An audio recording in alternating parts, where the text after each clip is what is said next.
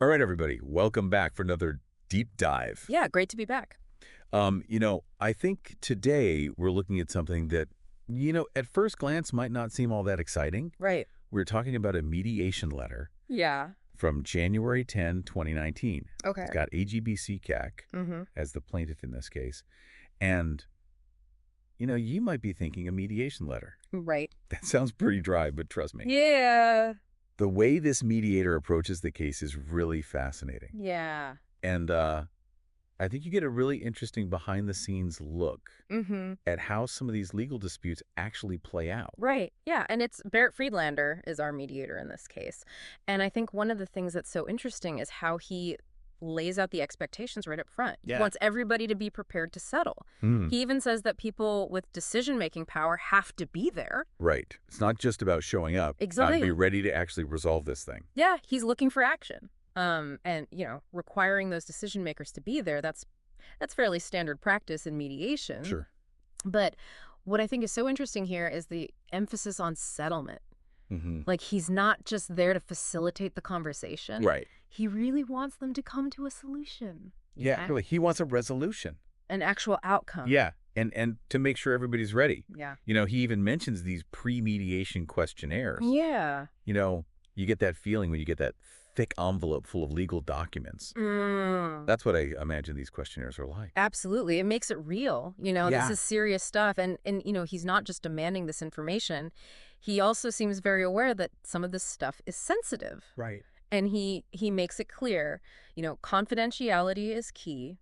Everything in those questionnaires is private. Exactly. Not going to be shared without permission. And it is this interesting balance, right? Yeah. He needs people to be open. Yeah. But he also wants to establish that trust. And that brings me to something that really stood out to me in this letter. Okay. He actually includes his home address for mailing in those responses. No, wow. I mean, it seems like a small thing. Personal. It is a personal touch. Yeah, you're right. In a situation that could be very adversarial, Yeah. he's adding in that human element. Yeah. And especially when you think about the financial side of things. Right. The letter lays out his fee structure, $250 an hour. Okay. Plaintiff covers half, the rest is split among the defendants, so not exactly cheap. No, you're right. Mediation can be expensive, but you have to think about the cost of going to court. Of course. That could be way more than these mediation fees. Oh, absolutely. And there's another detail here that I think is really insightful. Yeah. He acknowledges that there might be power imbalances, Mm-hmm. in these kind of situations. So he says that he's willing to dedicate more time to certain parties if they need it, after the initial mediation, and adjust the fees accordingly. Wow. That's really important. It's not just about sticking to some rigid schedule or a fixed fee. Right. It's about making sure everybody has an equal chance. Exactly. To really present their side of things. And that flexibility is so crucial. Absolutely. To make sure the mediation is successful. Yeah.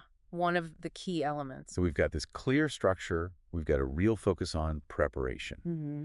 A mediator who's clearly invested in getting to a fair outcome. Yeah. And then these little personal touches throughout.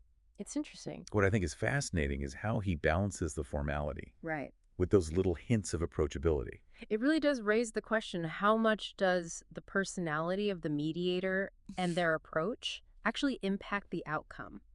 Yeah, I think that's something worth thinking about. And as you're thinking about conflicts you've encountered yourself, Sure. maybe consider how this kind of structured but also adaptable approach might have changed how things went. That's a great point. Yeah, a little food for thought Yeah. as you navigate your own negotiations out there. Absolutely. Thanks for joining us for another deep dive. Yeah, we'll see you next time. See ya.